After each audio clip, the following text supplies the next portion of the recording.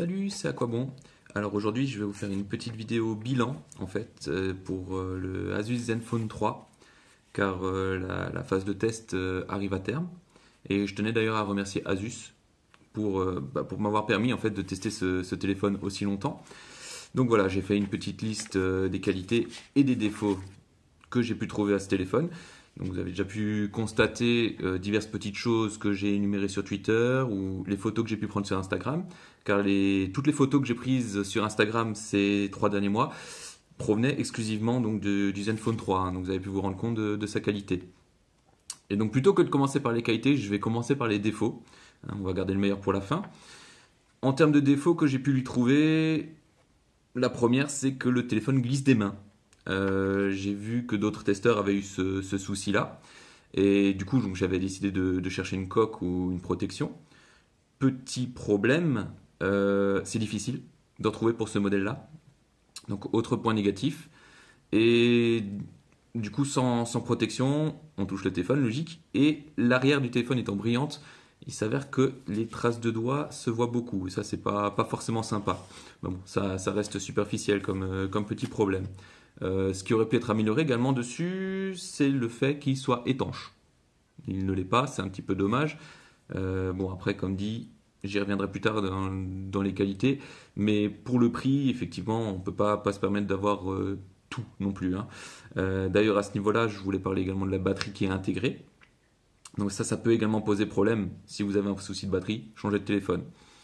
Donc bon, ça fait quand même, certes, un peu moins de 300 euros, mais pour une batterie, ça fait mal, quoi. Et sinon, j'avoue que j'ai pas trouvé grand chose à lui reprocher. Si c'était une interface un petit peu lourde, mais bon, ça se personnalise, c'est pas trop un problème. Les applications natives sont plutôt sympas. Non, j'ai effectivement pas grand chose à lui reprocher finalement. Je vais revenir sur la batterie, mais cette fois dans les qualités. La batterie tient plutôt longtemps. Elle n'est pas énorme, mais elle tient effectivement plutôt longtemps, donc c'est-à-dire que le téléphone ne consomme pas trop. De plus, l'USB c'est bien pratique. L'USB-C, pardon, c'est bien pratique. Déjà parce que je me trompe pas de sens en mettant dans le téléphone, donc j'abîme pas la fiche, c'est déjà pas mal. Mais aussi parce que je trouve que le temps de chargement, enfin le temps de charge effectivement est assez court. Je décharge le téléphone en 2 jours à peu près. En 2 heures, il est plein quoi.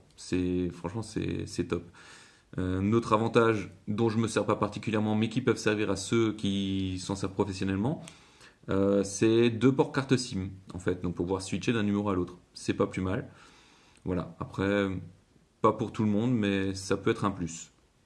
Ensuite, pour moi, le plus gros point fort en fait de ce téléphone, c'est sa qualité photo et vidéo. Donc j'en ai parlé tout à l'heure avec Instagram.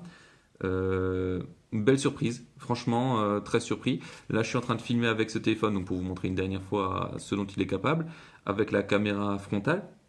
Donc vous imaginez qu'à l'arrière, la qualité est encore meilleure, hein. Et par contre, petit souci à ce niveau-là au niveau des photos en basse lumière. Étonnamment, j'ai tendance à avoir des photos un petit peu pixelisées, c'est un peu dommage. Mais honnêtement, un bilan très positif sur ce téléphone, que je recommande du coup pour moins de 300 euros. On est sur un beau milieu de gamme, honnêtement.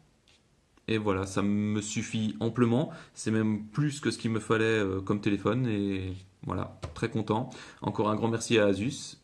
Et puis j'espère vous avoir permis de vous décider sur l'achat ou non de ce téléphone. Voilà, à bientôt. Ciao.